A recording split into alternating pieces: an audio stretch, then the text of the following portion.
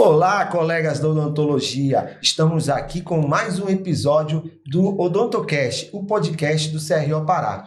E hoje nós temos a companhia da nossa conselheira Penélope Gotardo e da nossa conselheira Sônia Mendonça para receber uma convidada especialíssima que vem de a maior instituição de ensino do Pará em graduação em odontologia, que é a nossa Universidade Federal do Pará. Não é isso, Penélope? É isso, estou muito feliz aqui novamente, Marcelo, e aqui eu vou apresentar a nossa convidada especial de hoje, que é a cirurgiã dentista, a professora Liliane Nascimento. Ela é mestre e doutora em saúde pública e ela é professora e diretora da Faculdade de Odontologia da UFPA. E também ela é membro da Academia Paraense de Odontologia. Seja muito bem-vinda. Obrigada. Aqui conosco, no nosso podcast, na verdade, o nosso OdontoCast, o podcast da odontologia. Isso. Liliane, muito obrigado por aceitar o convite. Fique à vontade para bater esse papo. Sônia, também. Vamos falar aqui com duas pessoas que têm muita vivência dentro da UFPA. Uma que foi formada há mais de 4 décadas e é uma experiência gigantesca, né, que está conosco também dentro do Conselho. E você que é a atual coordenadora do curso da Faculdade de Odontologia do Estado do Pará, né? Então, eu gostaria que você também já iniciasse essa conversa se apresentando também. Ótimo, muito obrigada, né? É uma satisfação muito grata estar aqui em nome do presidente do nosso conselho, Marcelo, Penélope, muito feliz de poder dialogar esses minutos que vamos ter agora. Sônia, que prazer estar aqui compondo esse OdontoCast. Então, enquanto diretora da Faculdade de Odontologia e considerando todos os nossos membros e colegas da odontologia, a gente agradece e parabeniza o CRO por essa iniciativa, que a comunicação e o trabalho de temas tão relevantes para a formação, né, trabalha essa intersetorialidade, enquanto instituição de ensino formador, vocês enquanto conselho e todos que compõem a classe odontológica. Então, nós parabenizamos e estamos aqui para fazer esse diálogo muito enriquecedor. Legal. Soninha, por favor, umas palavras também das suas boas-vindas. Agradeço também a oportunidade. Realmente, a minha segunda casa é o FPA, que eu, desde que ingressei na graduação até hoje, não me afastei de lá. Trabalho há muitos anos na escola técnica, na escola de aplicação, como dentista, então é uma caminhada muito grande. E as pessoas me perguntam, você não aposentou? Não vai aposentar? Eu digo, não, eu vou ser aposentada um dia, mas enquanto depender de mim, eu continuo. Então, pessoal, olha só o que nós temos hoje para vocês. Vamos conversar com essas duas pessoas que sabem muito de odontologia para passar um pouquinho da experiência dela para todos nós. Penélope, quer iniciar com a primeira pergunta ou posso ir? Posso iniciar. Ainda há pouco, professora, nós estávamos conversando. Eu gostaria, na verdade, de saber como é que a senhora veio pousar aqui no estado do Pará, né? Como a senhora chegou através da odontologia e na sua carreira, como chegou a ser a atual diretora do curso de odontologia. Fale um pouco da sua caminhada para a gente poder desenvolver. Muito oportuno, né? Que eu acho que a odontologia traz a gente em diversos caminhos. Então, muitas das vezes acham que eu sou paulista, não é? Sou paulista, mas meu coração é brasileiro, contemporâneo, de nascimento. Eu nasci em Uberaba, Minas Gerais. Olha lá. Então, fui fazer a minha pós-graduação em odontologia na USP de Ribeirão Preto e também fiz o meu mestrado e doutorado lá. Na época, então, eu tinha um trabalho também, sempre trabalhei dentro da odontologia, como pacientes especiais, odontopediatria e fazia clínica hospitalar. E também tinha algumas atividades dentro, eu fui perita criminal em São Paulo também, trabalhei na odontologia legal há alguns anos. Eu era substituta também, professora, então a minha caminhada desde a minha formação sempre foi em algumas das esferas da odontologia. Ligada às instituições de ensino. E ligada às instituições de ensino. Então, em 2009, eu tive uma ocorrência familiar, não é? Onde veio a oportunidade de conhecer e trabalhar dentro da Amazônia. Então, eu vim acompanhando meu marido à época, não é? E também tive a oportunidade de participar do concurso. Tinha um concurso que acolheu dentro da área de saúde coletiva, que eu também fiz o meu mestrado e doutorado em saúde coletiva. E dentro de lá, dessa premissa, chegou a Pará, parou, tomou açaí e ficou. Fiquei, meu coração é paraense, não é? A minha filha é paraense, então de coração, e todos os que me acolheram aqui com muita alegria, não é? Com muito. O paraense as pessoas mineiro é aconchegante, mas o paraense foi um casamento perfeito, né? Porque o mineiro ele é muito acolhedor. Eu sei porque eu tenho família mineira também de Barbacena e quando eu vou para lá eu me sinto em casa também porque são pessoas extremamente calorosas e acolhedoras. E eu imagino que a sua recepção aqui, a sua permanência aqui também tenha sido da melhor forma possível. Com certeza. Né? Então, hoje eu tenho grandes irmãos, né? Meu confrade aqui, grandes irmãos que a odontologia me trouxe, não é? Então, eu vim para a odontologia trazer que eu tenho como um princípio de vida, pelos mestres e doutores que eu sempre tive na minha caminhada e que tenho, né? Que eu acho que sempre tem uma continuidade. O ensino, a gente vai se formando em redes, não é? Sim. Então, que bom conhecer o outro, que conhece. Então, eu já conhecia muitos que já tinham feito pós-graduação. Muitos daqui vão fazer mestrado, doutorado naquele eixo de São Paulo, né, da USP, Piracicaba, Unicamp, então é tudo interconectado. Eu conheci pessoas que já tinham feito lá e vêm para cá, e isso a odontologia permite essa intercultura, intercambiação. E a Amazônia é um desafio ainda, exato, né? E trabalhar vem do sul e do sudeste. E as minhas linhas de pesquisa e trabalho em odontologia, mestrado e doutorado em saúde pública, eu trabalho com vulnerabilidades, desigualdades, não é? E a inter-relação com a odontologia. Então, fazer os temas de aprofundamento de saúde coletiva dentro da perspectiva amazônica é uma maravilha, não é? É um compromisso que a gente tem, inclusive, com tudo que o universo nos deu, nos forma, a gente trazer e contribuir para cá. Eu vou provocar também. Eu atuo com o programa Sorrisos Ribeirinhos, né, desde 2009, engraçado. Nós temos aí o mesmo ano, 2009, nas nossas vidas, né, em 2022 que a gente entrou para a Academia Paraense de Odontologia. Então, nós temos alguma coisa lá de cima. E Sorrisos Ribeirinhos, a UFPA, é a margem do Rio Guamá. Então, eu vou te cobrar que eu quero conversar contigo para que a gente possa ver como a universidade pode ajudar também os Sorrisos Ribeirinhos a continuar a fazer o programa dele, ok? Com certeza, combinadíssimo. Porque em 2009, quando cheguei, o saudoso professor Zaca, né? Foi um dos meus... Eu tenho muitos pais, muitos assim, amigos, né? E que o professor Zaca, à época, tinha um trabalho com Luz da Amazônia. Sim. E aí eu viajei com ele, até porque o explorar, não é? Então, o trabalho de campo, explorar a odontologia. E aí, depois que o professor se aposentou, o Luz da Amazônia também tomou uma outra perspectiva dentro da universidade. O Luz da Amazônia, ele seguia um caminho com a Sociedade Bíblica também. Hoje a gente também atua junto com a Sociedade Bíblica, com Sorrisos Ribeirinhos, tentando fazer uma outra pegada. Mas isso é um assunto que a educação também ela está imbuída nesse contexto geral. Mas vamos voltar para o núcleo da universidade, né, da Universidade Federal do Pará. Então, esse ano agora, de 2023, a faculdade faz 109 anos. Opa, legal! Eu participei dos 100 anos da Faculdade de Odontologia. No dia que foi comemorado, que foi em 2014... 4 de julho de 2014.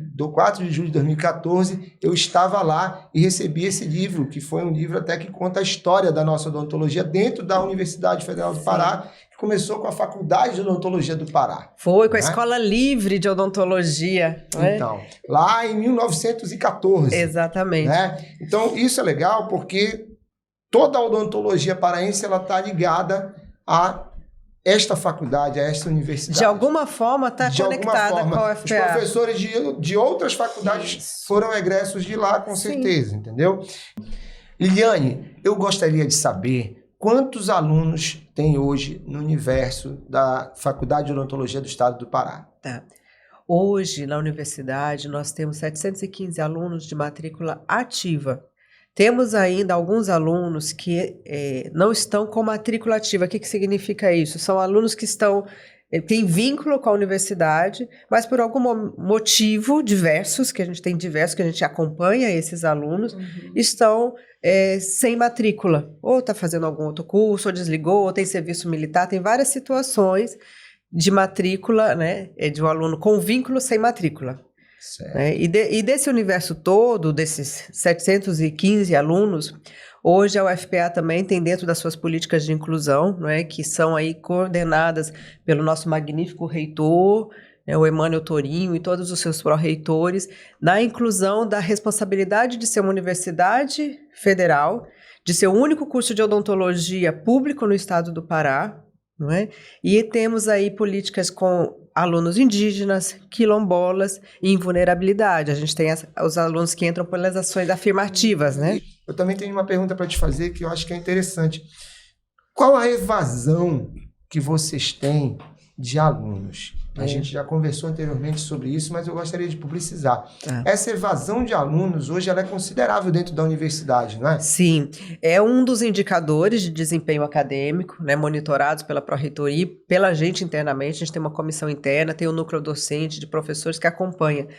A preocupação nossa, nós temos hoje, que o currículo também está mudando, né? A gente tem um currículo vigente com a matriz de graduação e está em mudança para esse ano ainda. Mas a evasão hoje acontece geralmente no 5º e no 7º semestre. O que a gente observou? Eu estou na direção, né, tem 1 ano e meio que a gente assumiu a faculdade, mas a gente já vinha trabalhando também dentro da NDE, em outras comissões, né? A evasão muito do nosso aluno hoje é por falta de acesso econômico. A maioria desliga, a maioria que eu vou dizer assim, 90% dos desligamentos, porque quando ele vai fazer o desligamento, fala, professora, eu não consigo mais. Eu não consigo comprar uma lista de materiais. Ontem a gente teve uma reunião com os alunos. Inclusive, eu quero deixar público também, nós temos hoje uma campanha feita pela universidade de doação de instrumental. E faço esse apelo em nome do Conselho, em nome da Universidade Federal do Pará, para que você que não esteja mais usando algum tipo de instrumental, que faça a doação para os alunos da Universidade Federal do Pará. Não é isso, Liliane? Isso. A gente agradece, pedimos aí, você egresso, não egresso, qualquer pessoa, né, empresário, doador, qualquer doação, nós instituímos com o apoio da Procuradoria e da Reitoria um banco de instrumentais justamente para esse índice. Quando a gente mostrou um indicador para diminuir a evasão. Porque, olha, desses alunos, 50% dos 715 são de ações afirmativas. Então, a gente tem 360 alunos com necessidades, com algum tipo de vulnerabilidade. Uhum. E aí, nesse escalonamento que a gente vê do Brasil, tem vulnerabilidades mais vulneráveis. E às vezes a gente, enquanto professor, fica em situações muito delicadas de para quem que a gente vai... É frustrante. E aí um aluno, a gente tem alunos assim que chega, professora, eu não tenho o que comer hoje. Nós já tivemos alunos de desmaiar na clínica porque ele não tinha se alimentado há mais de 24 horas. Então, são coisas assim, mesmo com as políticas de inclusão, que tem a bolsa, tem o restaurante universitário, mas às vezes ou ele paga o ônibus ou ele paga a comida. Não é o suficiente. Quanto mais comprar a lista de materiais. Sim. Ontem uma aluna foi e falou, e aí a gente apela e agradece, a gente foi pedir o conselho, agradecemos, né, publicamente o acolhimento que o conselho e o acolhimento que vários dentistas já doaram. Hoje a gente já vai conseguir atender muitos alunos.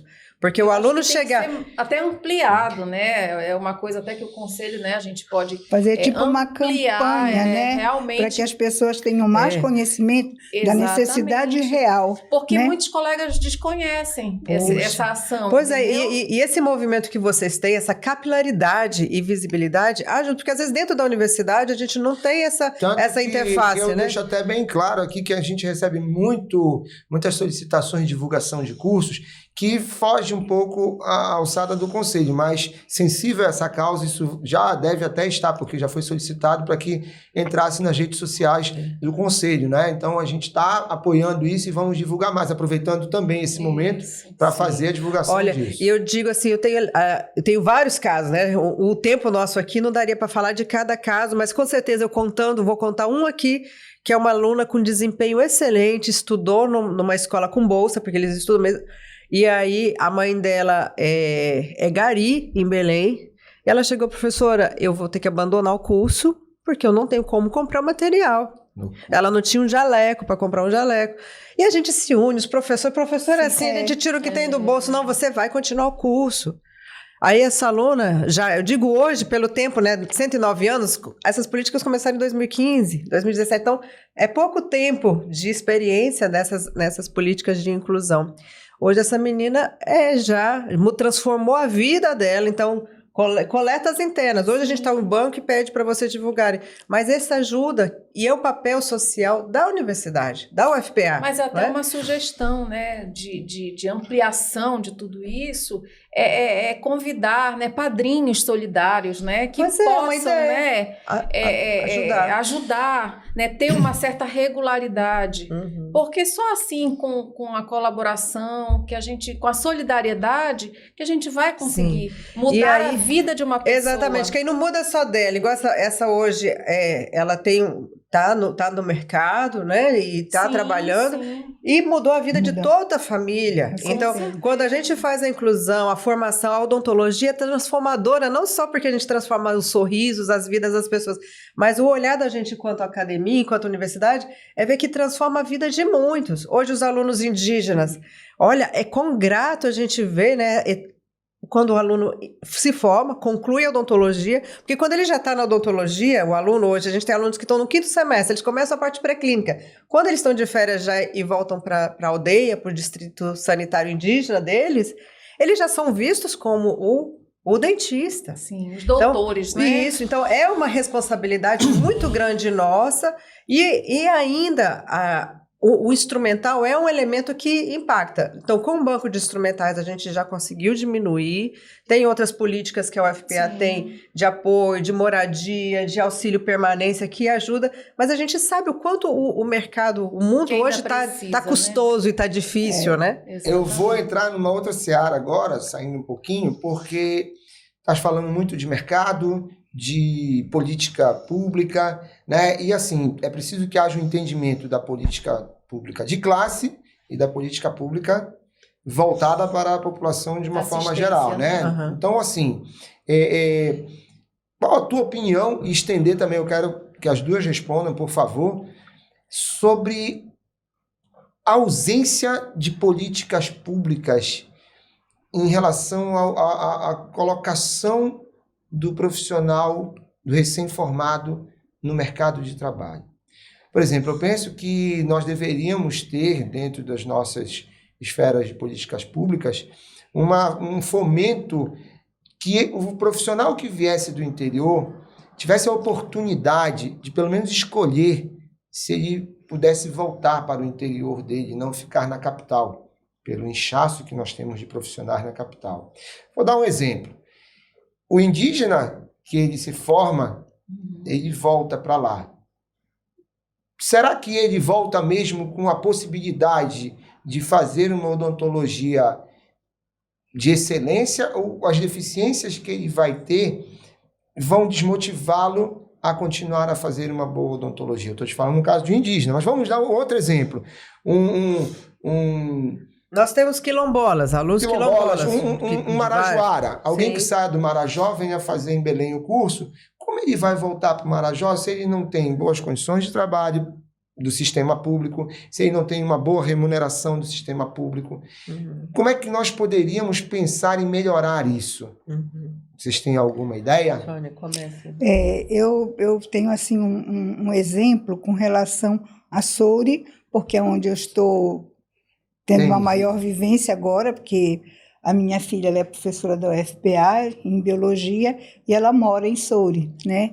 Então, a gente vê assim que talvez o ideal fosse que naqueles municípios que os alunos foram estudar na capital, que houvesse algum tipo de incentivo para esse retorno, né? Ou assim, se é através de concurso, eu não sei como esse profissional é alocado lá, mas que para esses que estão retornando às suas cidades, houvesse uma prioridade, houvesse um incentivo, porque se nós formos fazer uma comparação rápida entre dentista e médico, o investimento inicial não é o mesmo. Você montar um consultório, manter um consultório com todas as políticas de biossegurança, de técnicas, tudo, não é barato. Não. Diferentemente do médico, que ele tem uma estrutura mínima, um receituário, uma caneta, ele vai bem. Mas eu preciso entrar aí. Um médico vai para o interior com o prefeito prometendo pagar 25, 30 mil reais. O odontólogo vai para o interior com o prefeito prometendo pagar 2, 3 mil reais, 4 mil reais no máximo. Né? Então, quer dizer, aonde é que nós poderíamos melhorar? Porque isso acaba vindo para o conselho, porque querem cobrar do conselho essa conta. E é uma conta não de política de classe, mas de política pública. Isso, por favor, continue. Eu acho assim que, historicamente, nós temos menos valor para essas mentes, né? Porque quando a gente vê o disparate entre a remuneração de um e a remuneração de outro, a pergunta é, mas por quê? Somos tão importantes quanto, mas ao longo do tempo isso não se processa. Eu acho, sim, que deveria ter uma modificação mais ampla na questão de remuneração do profissional. Entendeu? Que a gente vê também aqui na cidade o quanto o PSM paga para um dentista, o quanto as UPAs e tudo, é uma situação até vergonhosa, vamos dizer assim, né? Então, eu acho que realmente isso é uma coisa mais de base, né? Mas essa questão do município, ele incentivar aquele aluno que está de retorno, aquele profissional que está de retorno à sua cidade, seria muito interessante. Para isso, nós precisamos cobrar dos nossos políticos públicos. Isso é importante. Pronto, era o que eu ia dizer. Porque eles são responsáveis por isso. Entendeu? Então, vamos começar a refletir, vamos trazer isso para dentro da nossa profissão, para que nós tenhamos o entendimento de cobrar das políticas públicas, sim, uma melhora da odontologia para a sociedade. Só um minuto, por favor. Eu acho que a gente precisa fazer isso enquanto cidadãos, não só enquanto dentistas. Sim, entendeu? Perfeitamente. Isso é uma coisa bastante ampla, porque o que acontece? O dentista acha que ele tem que se dirigir ao conselho e cobrar do conselho essa mudança, mas não é. É uma mudança de toda a sociedade.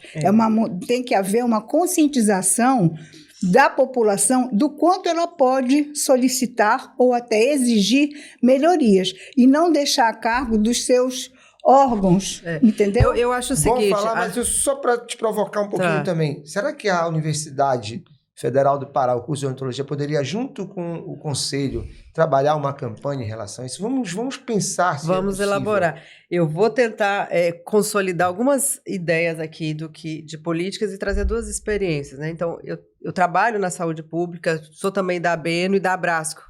Então, a Abrasco é a Associação Brasileira de Saúde Coletiva, que a gente tem uma relação também nacional, e a ABENO como formação. Então, eu vejo a questão de política, que é a responsabilidade cidadã, não é?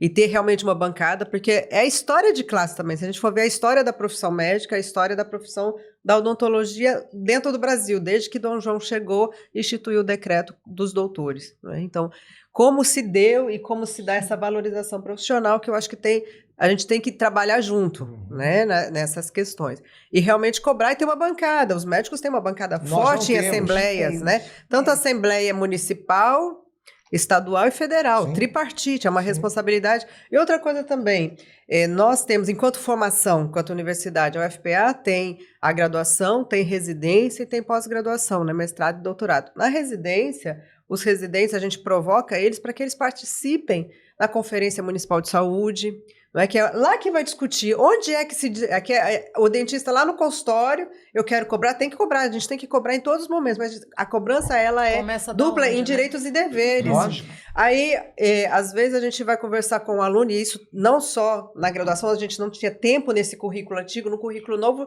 a gente vai ter mais tempo de conversar orientação profissional, gestão, a corresponsabilidade.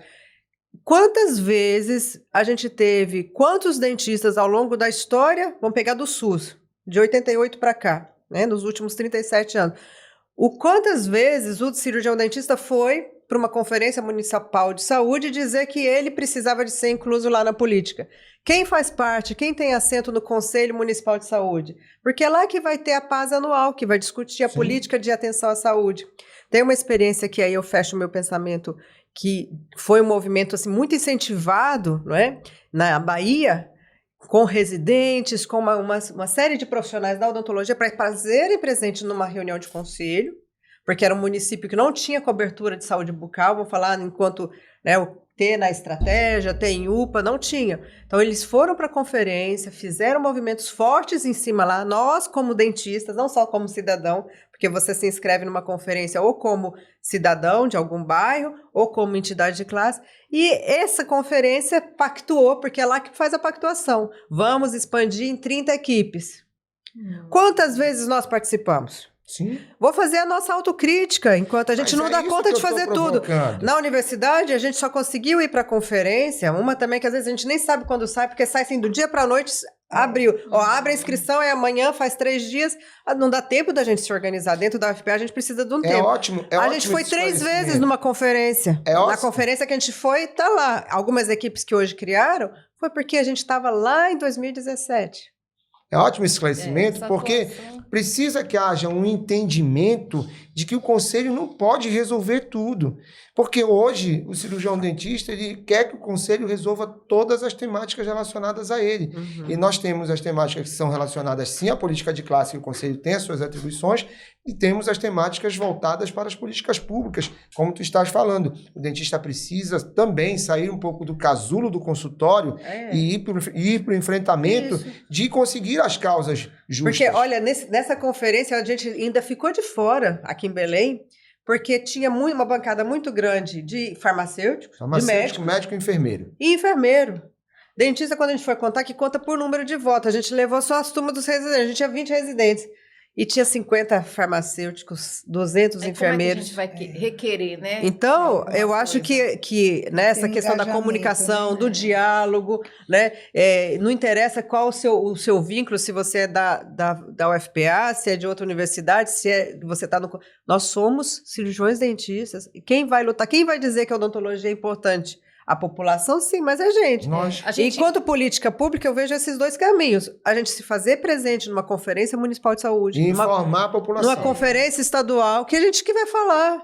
Que aí você vai estar lá junto, do lado do seu usuário. Não é? Isso enquanto política para dentro do SUS. Agora, as políticas de mercado, elas têm outra construção. Né? Sim, sim. É muito pertinente isso que você está falando, porque a gente sofre muito isso no conselho, né? Essa cobrança, né, da classe para a gente brigar em prol da própria classe, né? Enquanto que eles têm que ter essa ciência, né, que é uma briga que é de todos, é de toda a classe. Inclusive né? do conselho. O conselho não se omite. Conselho, mas com o conselho não tem força para lutar sozinho. Não adianta vocês estarem lá só vocês. Exatamente. Então, quando vai ser a conferência esse ano? Ela acontece de setembro a novembro, não é? E ninguém vai lá convidar, olha, vem a doutora na reunião. Não, mas eu acho interessante. É um chamamento público. E aí a gente pode se organizar. Sim. Né? E o conselho está aberto para essa organização. O conselho encampa qualquer coisa que venha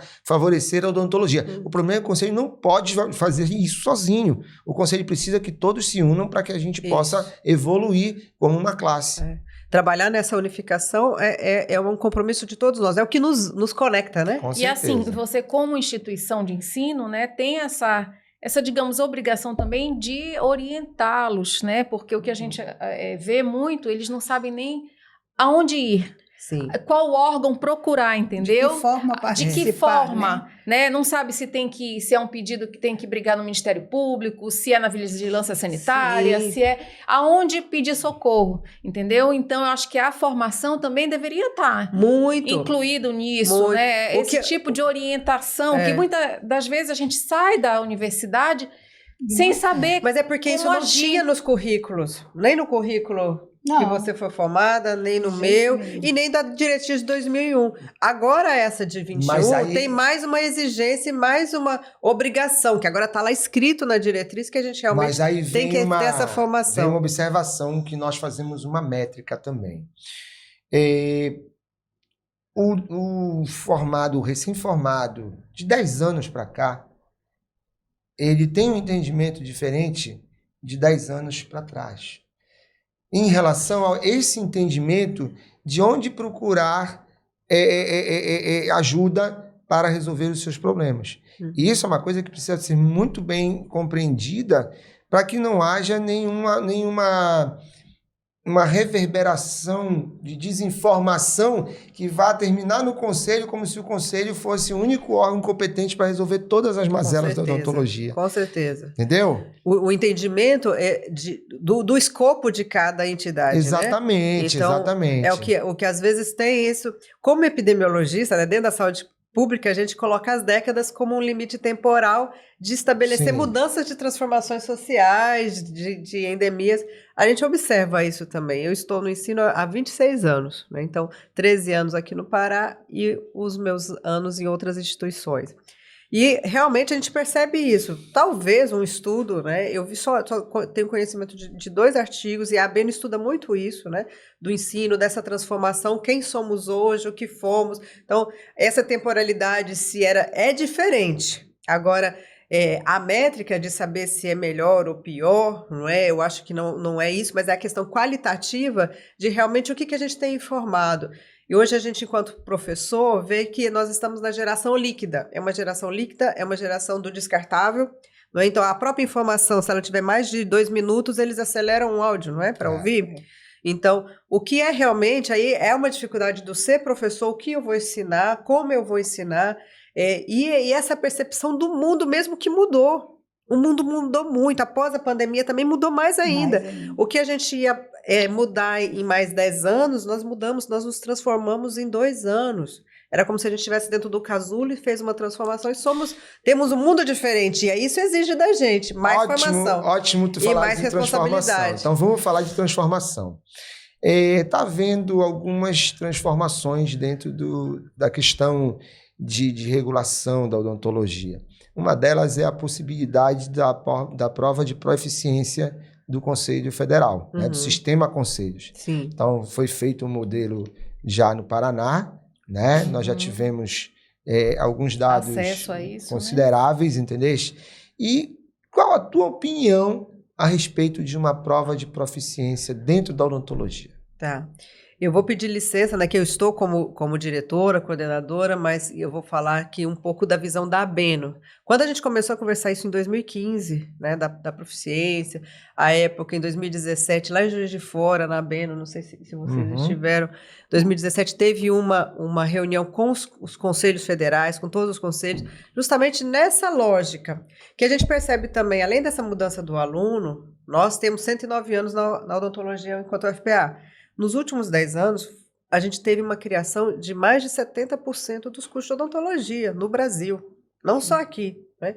Então, são correlações históricas de fatos que a gente tem que ir montando. E aí, como a ABENO, a gente discutiu muito como que seria essa certificação, esse modelo e para que fazer. Não é? Enquanto instituição, então precisa de uma proficiência para ver qual instituição está formando, não está formando, qual é o objetivo finalístico desse exame de proficiência. Porque se eu já me formo bacharel, a gente confere o grau de cirurgião dentista. Aí a gente tem uma proficiência para avaliar e medir o quê? Habilidades e competências das diretrizes, habilidades e competências do ser profissional. Então, é algo que ainda, no meu lugar de fala, eu acho que a gente tem ainda que maturar um pouco, porque não é somente o conhecimento teórico. Então, eu penso que vocês veem muitas coisas que acabam chegando no conselho, são questões não é de ordem técnica, algumas coisas podem ser, mas até mais de correlação, ético. De comunicação, do trabalho, relacionamento, né? Com o outro. Ético. Então, porque é para refletir, eu vejo isso, tenho participado, eu só não fui na última ABENO, né, porque a gente ficou todo online, mas nas presenciais a gente reflete realmente qual o objetivo, qual o retorno que ela vai dar. Ele sabe anestesiologia, ele sabe terapêutica, o que saber e o que medir. O MEC, Constituição de Ensino, tem que cobrar. Cada um tem que fazer seu papel e todos fazemos para a formação. Eu acho interessante e louvável uma preocupação por esse boom grande que a gente teve enquanto odontologia. Sou avaliadora do MEC há mais de 20 anos de cursos. Nos últimos 5 anos eu tenho recusado algumas avaliações por questões pessoais minhas, Eu falei, eu só vou para reconhecimento agora. Não quero participar de nenhuma abertura de curso. Inclusive, porque eu discordo. Ela como avaliadora do MEC. Exato. Não, depois que teve um novo instrumento, algumas coisas, a gente vai ficando velho, né? Assim, vai ficando mais vivido, não velho. Fala, eu não quero mais isso, não quero mais isso para minha vida. Conselho Federal, eu vou lhe dizer que houve uma judicialização. Sim, tô sabendo. Tá sabendo? Ciente. Não pode abrir mais, né? Não só abrir mais cursos, quanto não abrir mais vagas. Então, assim, só para esclarecimento, né, que os colegas acham que o Conselho Federal não é tão atuante, né, que o Conselho Federal judicializou contra o MEC para proibir a abertura de novos cursos de odontologia. Mas sabe, né? Nélia, era muito assim, alguns cursos, com todo respeito assim... a todos os colegas aqui, como professora há 25 anos. E sabendo da nossa... Não é porque aqui é o FPA, eu conheço faculdade de odontologia do Brasil inteiro. Então, nesses últimos anos, eu conheço todo o Brasil, todos os estados. Sua estrada é grande, né? Tem uma quilometragem aí, né, de ver. E aí, tem curso que a gente já cheguei para avaliar curso, que era dentro de um shopping. Dentro do shopping oferecendo 300 vagas. Aí, tá bom, não, se você tiver qualidade, não é? Porque envolvem muitas coisas, não é só ter a estrutura, a formação... Mas a odontologia é espaço físico também, né? E aí, eu vou apertar a sua mão aqui, porque você não está fugindo da raia. Parabéns. Entendeu? Eu vou entrar no mérito. É isso daí, mas isso é uma postura minha, não estou falando como MEC, como INEP, nem como universidade. Como uma formadora, como avaliadora, eu pedi desligamento por questões minhas, tá? Mas as avaliações porque existe a questão da história, é o mercado.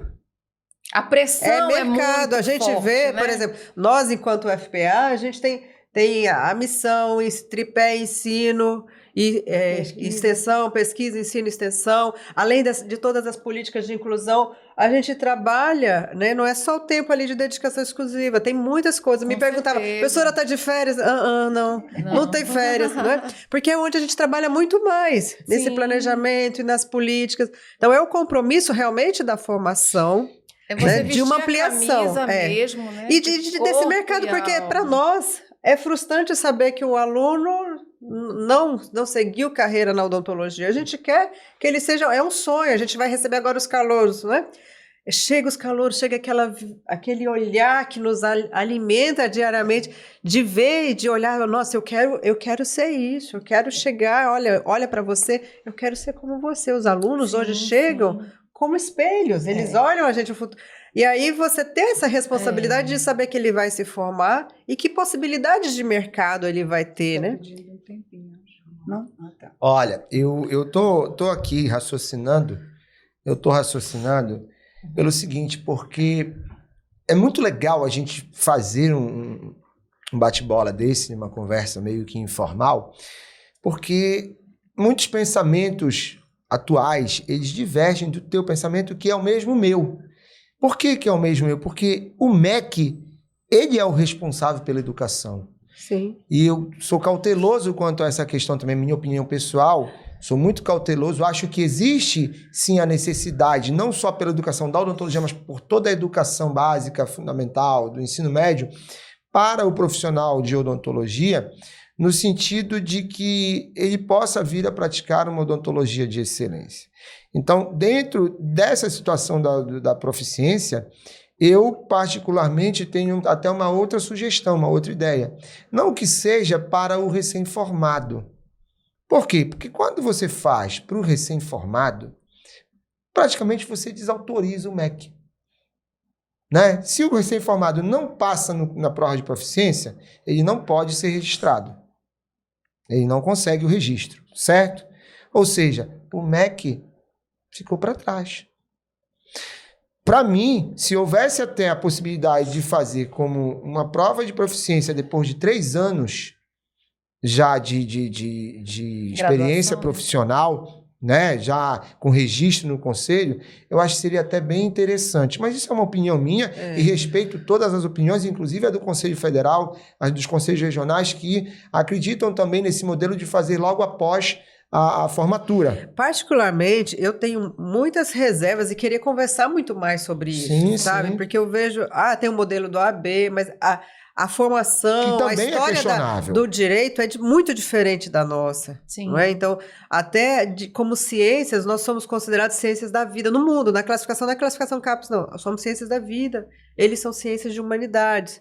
Então, a gente trabalha com outro objeto, não é? Que ações nossas vão impactar. Então, a questão de proficiência, eu penso que é interessante, mas não está claro ainda o escopo, se é mais o mercado. É o que eu acho Porque também. o que está acontecendo? Vou falar o que aconteceu com as residências. Sinto muita vontade de falar que eu tenho 10 anos de experiência junto com o nosso grupo de residência. Quando a gente começou a residência lá atrás, e foi uma das coisas que eu ajudei muito quando eu vim para cá, na consolidação de programas, a gente consolidou programas, inclusive na UEP, a gente foi parceiro ao UFPA, sempre parceira, né? Vamos fazer, vamos, bora. Chama a gente que a gente gosta de, quanto mais trabalho, melhor. A gente ajudou, consolidou o programa de residência em saúde da família. Né? À época ofereceram 12 vagas, a gente não tinha, pessoal, que 12 vagas R1 viram 24 R2. Sim. E aí, o que acontece hoje? A gente já vê, como já tem uma prova, já criar um mercado para cursinhos de residência. Daqui a pouco vai ter cursinho para proficiência. Então, Sim, isso, sim. qual é a nossa responsabilidade e interesse mesmo em relação à formação? Porque a gente tem a formação como MEC, né? Como necessidade, o que é o escopo das entidades. Então, nós garantimos, enquanto FPA, a gente tem certeza do profissional que a gente entrega para o mercado, para o Brasil, para o mundo, que Sim, hoje a gente tem dentro da página, convidamos todos a olharem a página da UFPA, o nosso Instagram, a gente tem uma aba lá de egressos, então se você é egresso do curso, clica lá, diz onde você está, se quiser autoriza, a gente tem egressos da UFPA no mundo, sendo professores nos Estados Unidos, na Alemanha. Vou entrar lá, né? vou entrar lá. Entra lá e coloque onde você está. Professor, né? é muito bom saber dessa preocupação mesmo, que a gente sabe que é real, né? Porque não tem ali uma influência mercadológica, né? E a gente se depara com tanta coisa ruim que hoje em dia a odontologia vem sofrendo, né? Essa questão mercadológica, né? A gente sabe que muitos acadêmicos, às vezes, não estão lá pela odontologia, estão para... né, conquistar outros alcances, digamos assim, no mercado de trabalho, mais visando uma questão, enfim, que eu também não sou contra, mas a gente tem que ver que formação é essa. E, assim, chegando ao ápice, digamos assim, do MEC, vamos falar sobre o ensino EAD. O que a senhora me diz sobre isso? Eu sou das antigas, né? Assim, eu vejo as TICs, sou das antigas, mas eu sou das atualidades também, que como a Brasco, eu sou de um grupo de trabalho de informação e tecnologias em saúde para populações. Então, nós trabalhamos com TIC, que agora, durante a pandemia, todo mundo aprendeu. Quem não sabia usar, aprendeu e faz parte como método de ensino. Mas, para o ensino da odontologia, é presencial. Com certeza. Então, para nós, a gente teve essa discussão, estamos discutindo agora o novo projeto pedagógico. A gente utiliza a ferramenta, as plataformas como um elemento didático de materialidade. Mas o curso à distância EAD... Tu és contra? Sou contra. Tá, então, assim, eu vou falar aqui um pouquinho para o público. Nós estamos trazendo todas as faculdades e universidades do Pará para dentro do OdontoCast. Então, isso é muito legal porque há também uma divergência entre os coordenadores de cursos em relação aos EADs. Né? Eu também sou absolutamente contra, porque a proposta do EAD vem de 40% só de online e 60% presencial. Porém, o brasileiro deturpa tudo. Isso, porque assim, coloca na lei lá, olha, a gente tem essa lei, pode usar 20%, 40%. Que o que está na lei, o que quer dizer? Em relação ao que a gente vê como profissão. E o que pode ser utilizado como método de ensino. Mesma então, coisa, a metodologia. Eu entendo isso como método de diretrizes. ensino. Uma parte você vai fazer, que hoje a gente trabalha com metodologias ativas. É diferente do currículo. Então, o aluno vai ter que ler antes, você vai enviar como? Hoje, sim, envia por mídia. Hoje a gente tem o e-mail, pode ser que daqui a alguns anos a gente vai ter outras estratégias. Tem esse metaverso, então são experiências. Metaverso. São experiências. Eu estive em 2018 em Cambridge. Então, eles têm simuladores reais. Não quer dizer que eu sou contra a tecnologia. Antes, o simulador não é no manequim plástico, o simulador é no igual, virtual eu não fui mesmo. ainda no Japão, mas é o mesmo instrumento do Japão. Sim. É o simulador ali que você faz o acesso à polpa todo com óculos de 3D. Não tem nada aqui na tua frente, tá Não. tudo aqui. A sensação é incrível. Quando você cai, é a mesma Polpa cai no sensação. vazio. Sangra do mesmo jeito, né?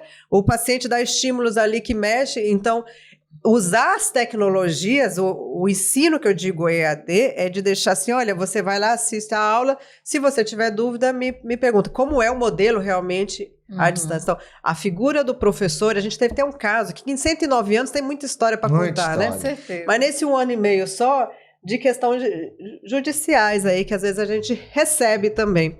E aí a gente perguntou então para o promotor pedagoga, queria que mudasse o curso, pode isso. Eu falei, doutora, eu vou te perguntar uma coisa. Você queria que fosse te atender? Imagina um dia, já teve dor de dente? Já tive. Se fosse alguém que nunca tivesse atendido real, você ia querer que te atendesse? Ah, não, mas é diferente. Eu falei, não é diferente. De Não, jeito. Então não Qual é a vem me dizer diferença? que é diferente. Então, na nossa, né, a gente vai usar as tecnologias, usar o EAD Isso. como método. Exatamente. Não como, eu tenho... Deveria ser assim. Pra Isso, auxiliar. Deveria ser assim. Olha, eu vou Recurso. entrar. Imagina, a gente não tem a experiência, o estágio. Eu vou visitar a unidade toda no metaverso. Não é? Então, tem várias coisas, mas a gente usa isso como ferramenta. Olha, o metaverso ele vai ficar para uma próxima, porque vai ser um assunto bem também trabalhado, entendeu? Aham. Mas assim, o nosso tempo está realmente limitadíssimo, a conversa está maravilhosa, mas para a gente encerrar, eu vou fazer mais uma provocação aqui, a dupla aqui é de provocação, né? Ótimo, tô Então, adorando. assim, tá, eu também estou feliz porque eu pensei que eu estivesse sozinho nesse universo ainda. Eu não estou sozinho, a gente está Não, junto, a gente entendeu? tá conectado. Então, eu sou da mesma situação que tu estás indo ainda, né? Eu sou a favor, sim, de um estudo da proficiência, eu sou a favor de não entrar com EAD, nem que seja 20%, porque o ensino em EAD não é para odontologia, na minha percepção, e o metaverso é o universo possível que vem. Mas nós temos hoje um problema gravíssimo, que vai ser a última pergunta por causa do nosso tempo. Vedação ao graduando em cursos de pós-graduação. Isso tem sido uma problemática sem solucionática no universo que a gente está vivendo. A tua opinião sobre isso, até porque a universidade tem graduação e pós-graduação, né? Nós temos tido muitos Casos. muitos senões em relação a isso. Dá uma ajuda para a gente, para dar uma informação para os graduandos que pensam em fazer pós-graduação. Olha, presta a câmera e dê um recado para eles, bem legal. Olha, a odontologia é maravilhosa e pode dar caminhos maravilhosos como esse que a gente está aqui, desses encontros. E a gente não tem que ter pressa na vida. Então, eu digo muito para os alunos assim que existe um percurso natural de formação. Hoje não tem mais os pré-requisitos que a gente foi formado, mas existem algumas pré-habilidades e competências. Então, por mais que o mundo esteja líquido, que a sociedade esteja rápida, te cobrando, mas você precisa tudo fazer a seu tempo. Como MEC, como instituição federal, a gente tem que terminar uma etapa para começar outra. Algumas podem ser conciliadas, não é? Hoje a gente tem alunos, tem programas hoje de pós-graduação, de mestrado, que recebem residentes. Né? Residentes que já são graduados. Residente que já é graduado. Então, algumas possibilidades existem. Agora, não adianta a gente atropelar formações, não é?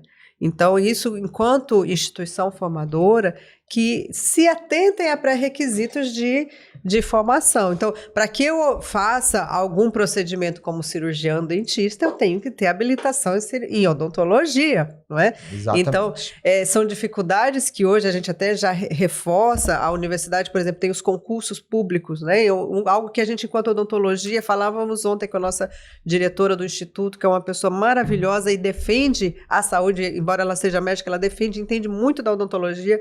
Os concursos novos, que a gente está tendo alguns professores, né, que 109 anos, alguns se aposentam, não pode mais colocar graduação, doutor naquela área, mas a nossa área precisa.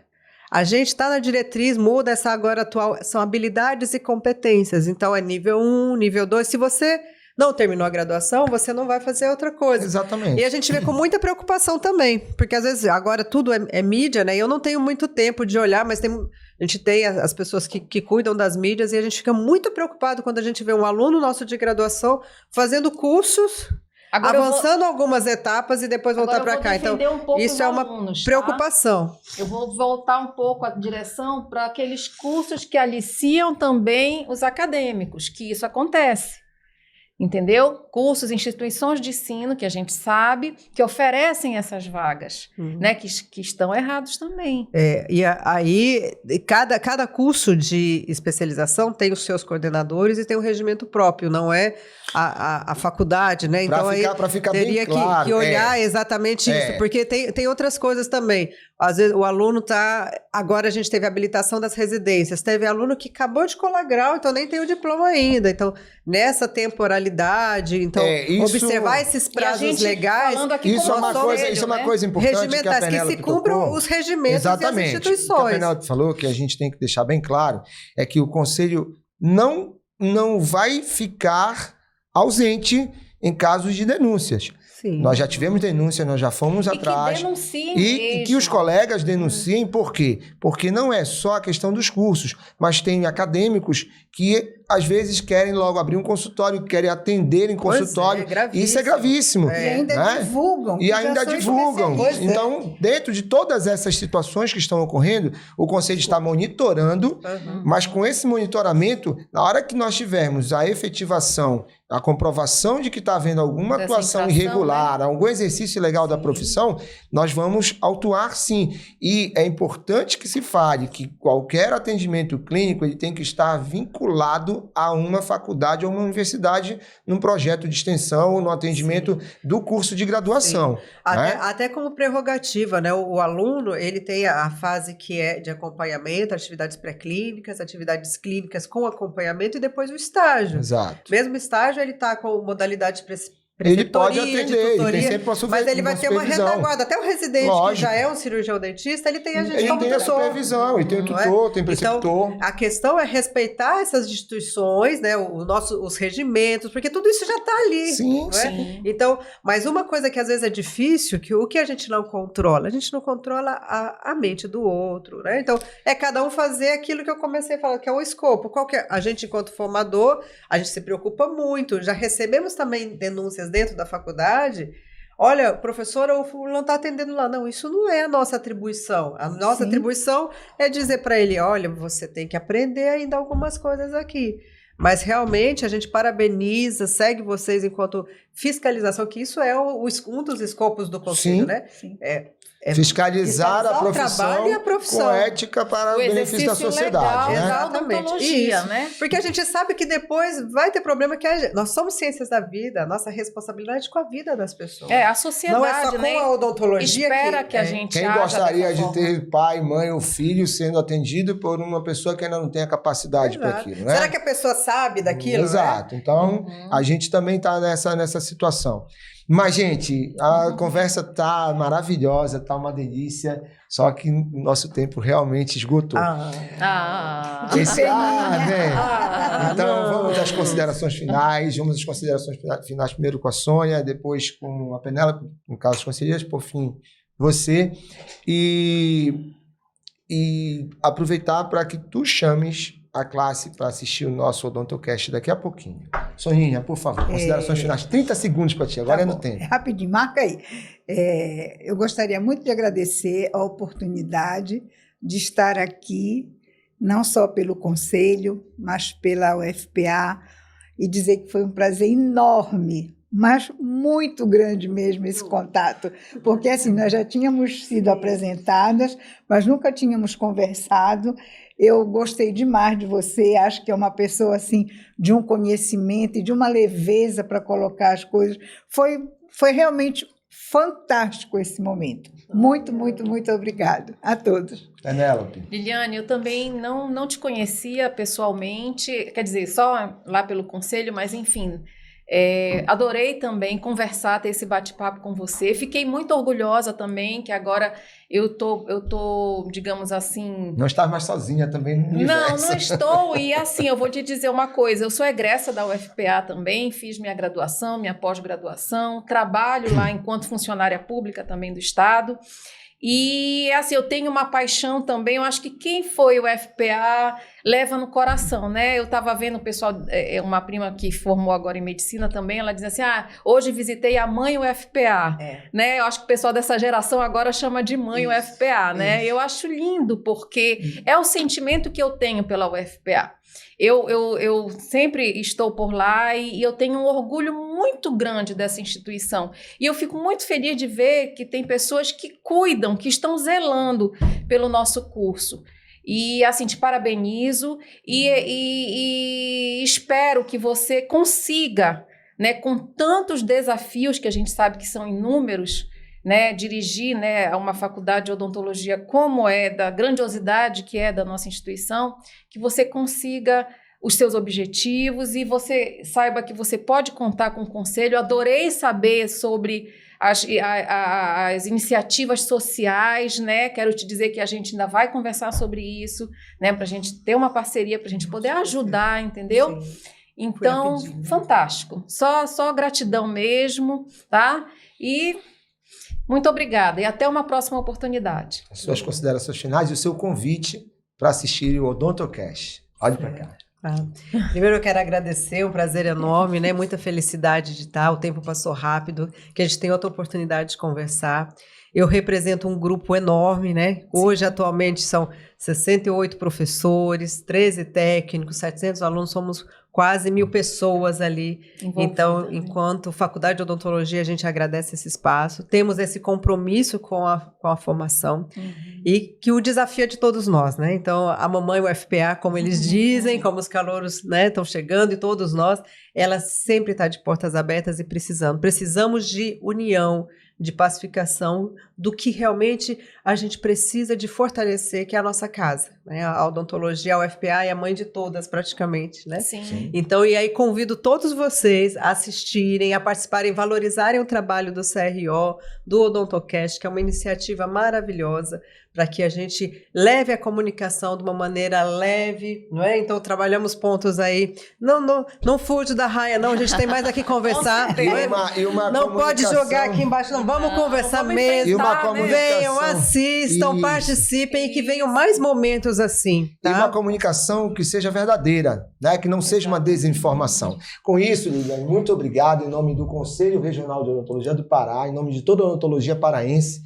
Nós queremos também te deixar com os Sorrisos Brasileiros, que é a revista do Conselho Federal de Odontologia, que representa todos os conselhos. Sim. E o nosso Código de Ética também odontológica, né, que também está sendo reformulado e, se Deus quiser, até o final do ano vai ter uma nova edição dele. Parabéns, tá? Obrigado. A gente espera vocês sempre presentes lá conosco na UFPA e seguimos nosso trabalho. Parabéns e assistam todos os podcasts.